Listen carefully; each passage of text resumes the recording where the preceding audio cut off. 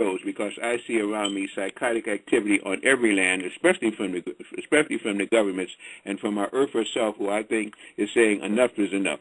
Anyway, that's just some tidbits, and I'm sure there's got to be some reactions to it. But you tell me, man, what the heck is going on? After that last statement, I have no clue. Well, let me rephrase that. I have a very clear clue, and I think that the more and more we see of this, the more and more these lines start to draw that there's an attempt to push and force us into a self-facilitated frame of mind. I mean, it's like, God, do you want us to hate each other? Do you want us to get rid of any sense of altruism that we might have started developing? And I mean, from all types of fronts. I mean, racial fronts, economic fronts, political fronts. I mean, it seems like everybody's so intent on trying to put us at odds against each other. And as you know, we've talked about extensively on this program before, and this show before, the Terminator scene.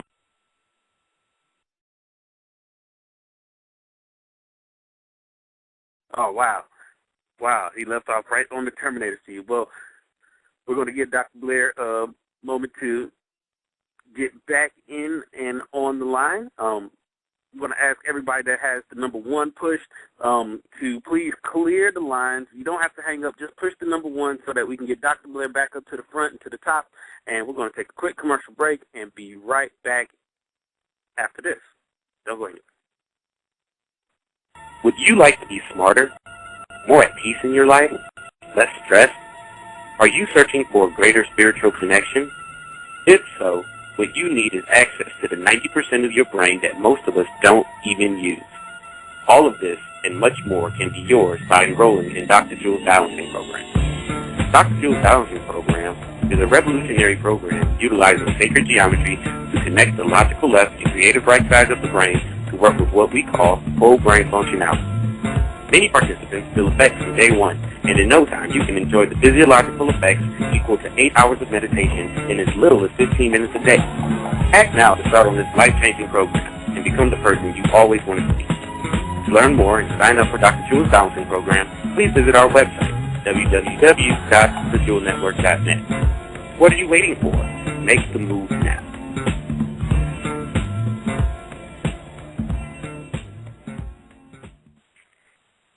And we're back with Dr. Delbert Blair. I want to thank everybody that did take the time to hit the number 1 to clear the lines for us so that we can get the good doctor back up towards the front and center. Now you can feel free to go ahead and hit that number 1 again if you have your questions. For those of you that are still looking to call in, the number is 347-215-9531. Once again, 347-215-9531. Very interesting. I'm talking to you on my cell phone. They knocked me off on my line. Both lines now are jammed. Oh, wow.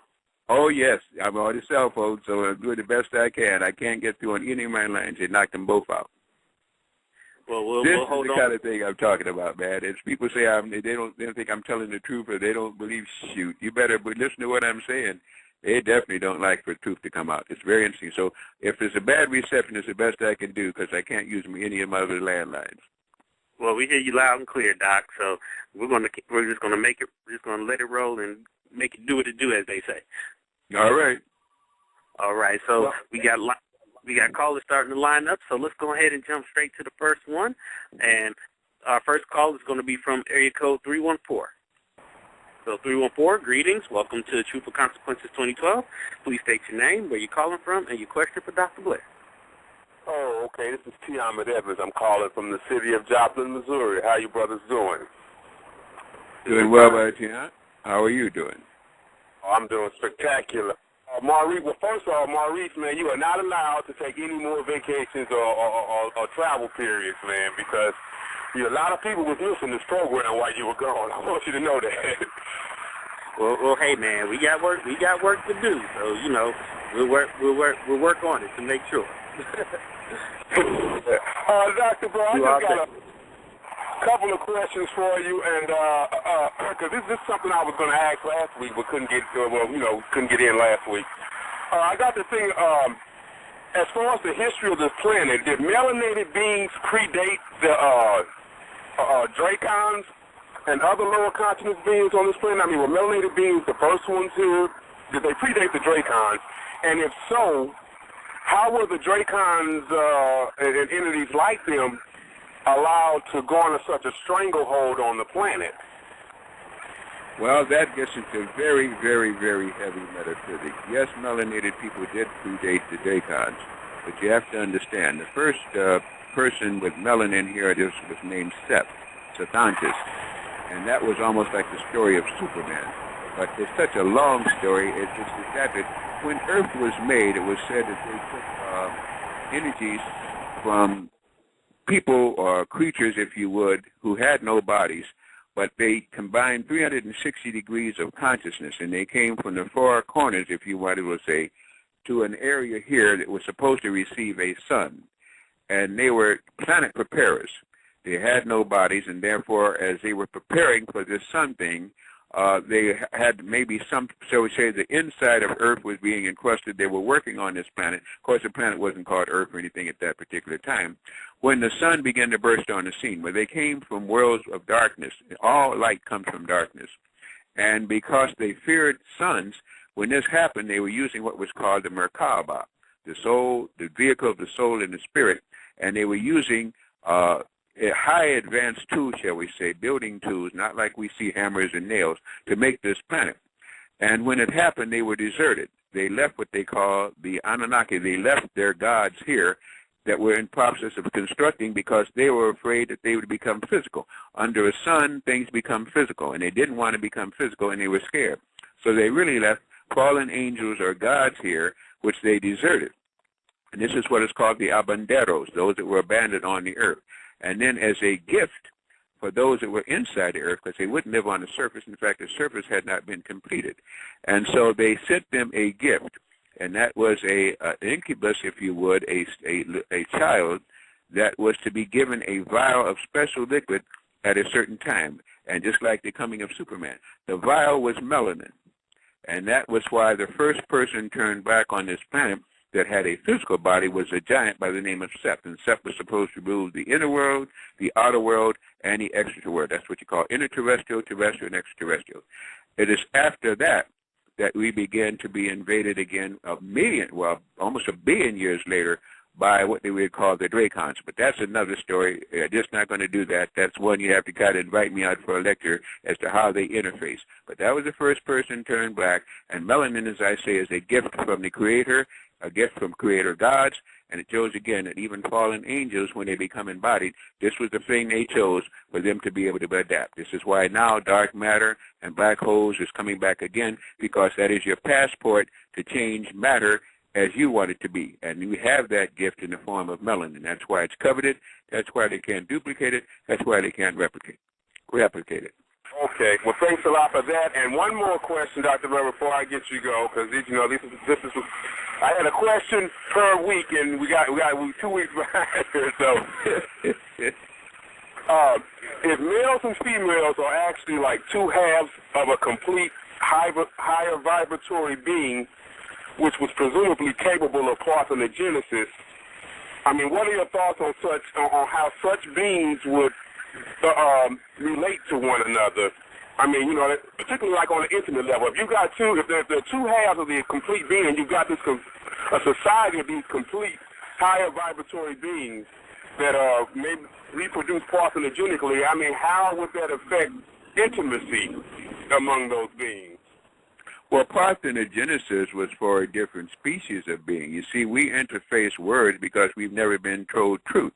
And we've been told his story, which is just what people have now understood is his story. It's got nothing to do with the myth story of what is Earth. Parthenogenesis, of course, was done by virgin birth, and it had nothing to do with copulation per se. Plus the fact, womb man, are descendants from God. Human and mankind are whole different pieces. One is an animal being that was created, and the other is a clone. Just like you're seeing Clone Wars now, they produced that in Star Wars. You're seeing now what they call Terminators and stuff like this, by which they can only reproduce through nanotechnology. All these things are giving you what has happened here, but because we've never had an inkling, unless you were part of a secret society that had depth in certain degrees, or we are able to get hold of metaphysical and occult literature. And of course, occult means hidden, and everything worthwhile on this planet is hidden somewhere. You know, used to say hide it in a book. Well, the books that they hid it in, you weren't allowed to get. So these are kind of things too. You have to kind of look at it again. Not all females came from the same spot. That's why you have varied types of females here, very tall Nordics and stuff, which were brought from other planets. This just goes on and on. Without understanding metaphysics and not understanding these hidden lores in books and texts, you can't understand what happened here. And it's kind of hard to piece it together, as I say, without going to other history, and that is where I research. That's why I'm paid to lecture, and that's why I'm still going to charge for it. But I have had that opportunity, and this is the way I understand it to be. Hey, well, I tried. I don't want you to give up too much, brother, but I appreciate you, Dr. Blair, as always. Well, I hope you also tune in there Saturday. I'm doing a special one, too. That's why I'm going to, about another half an hour, I'm going to go into details. But I'm going to give another webinar, and, of course, I couldn't advertise it before. What we're going to be covering there is sounds. People are hearing sounds from the water, oceans, air, inside the earth, inside themselves. Tinnitus is writing. There's a reason for it, and each of those has a varied background. We're going to cover that thoroughly, explaining what these sounds are, and even the sounds that you're beginning to hear inside yourself. I think it's worthwhile tuning into again. And this way, if they also disrupt me again, I hope somebody doesn't ask for that $10 back because they just took my phones out here. So who knows? But that's what we're planning to do. And, of course, on that webinar, and for those who are attending, we're going to cover a whole different subject. We're going to start getting into nuclear versus pyramid power. So we got a lot planned. The Creator's being good to me with information. They're being bad for me when I try to disseminate it. So I need your backing. Well, that sounds exciting. You know, the whole sound aspect is right up my alley. So I'm definitely looking forward to hearing what you got to say about that on Saturday. All right.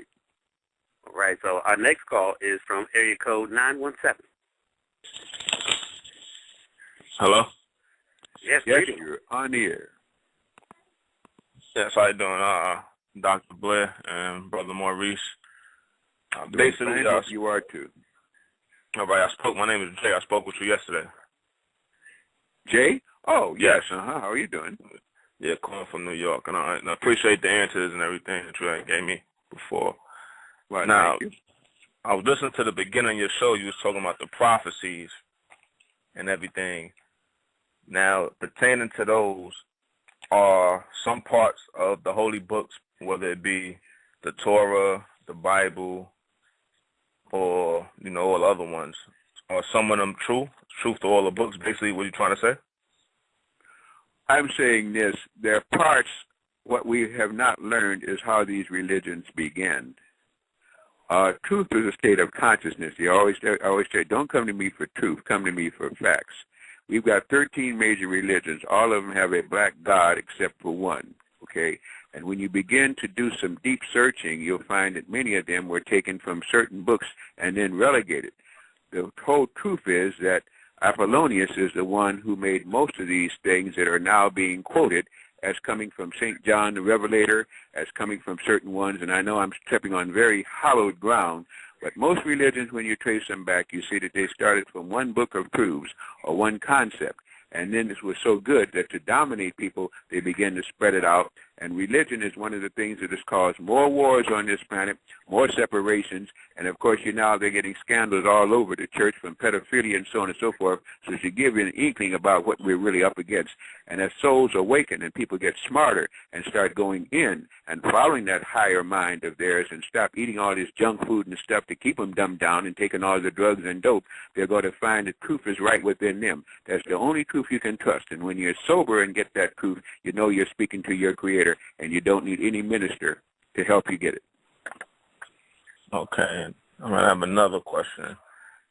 Could you touch on the Ankh, you know, the symbol, the Egyptian symbol, the Ankh?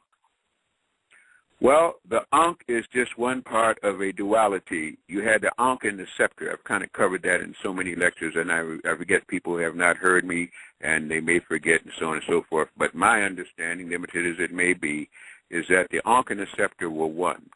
The scepter was like the Merlin's rod or staff. It was Moses' rod before it turned to an asp and this kind of thing. It was a crystal and magnets and windings that you could put into the ground, which would draw energy down. and the grounding out was the only thing that saved the youth.